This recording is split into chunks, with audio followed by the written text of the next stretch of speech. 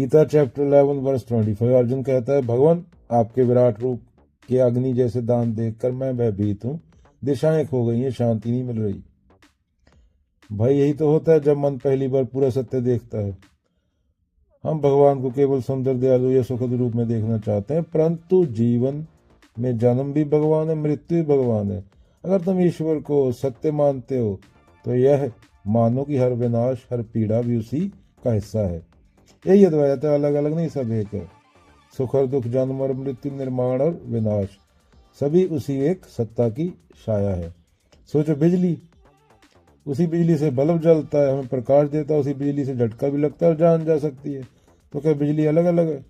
चाकू से बंदा भी काट सकते हैं, चाकू से सब्जी भी काट सकते हैं। वही ऊर्जा है, काम अलग अलग रूप में दिखता है। एक रूप अनेक, दर्शन की रूप अनेक, खेल खेल खेल खेलन, अंत को फिर एक। वैसे ही ईश्वर का विराट रूप है, कहीं मधुर कहीं भयानक, पर सत्ता एक ही है। जा खेत में गया, सुबह उसने सूरज देखा, गर्म रोशनी, फूल खिले, पक्षी गा रहे थे। शाम को उसने आंधी और बिजली देखी, पेड़ टूट गए, बारिश ने बाढ़ ला दी, बच्चा डर गया। गुरु ने कहा, बेटा ये दोनों अलग नहीं है। सुबह का सूरज और शाम की बिजली दोनों प्रकृति के रूप हैं। अगर तू सिर्फ फूल चाहेगा तो तूफान से डरेगा, तो प्रकृति को आधा देखेगा, पूरा देखेगा तो डर खत्म हो जाएगा। तो डरने की कोई जरूरत नहीं। अगर मृत्यु है तो वही जीवन का दूसरा रूप है, अगर विनाश है तो वही सृष्टि की तैयारी है। ईश्वर सर्वत्र है, फूल में भी है, प्रलय में भी। जो इस एकता को देख लेता है उसके लिए कोई भय नहीं बचता। अरे डर किससे रहा है? दांत भगवान के हैं या तेरी मौत के?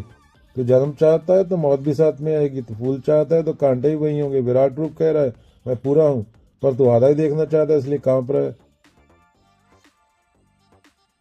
तो गुरु हंसकर बोलेंगे तुझे, भगवान नहीं, तेरा डर ही तुझे काट रहा है। सत्य तो केवल मिठास नहीं है ना, उसमें जन्म भी है, मृत्यु भी। अगर जन्म को एक्सेप्ट किया तो मृत्यु भी सेम चीज है।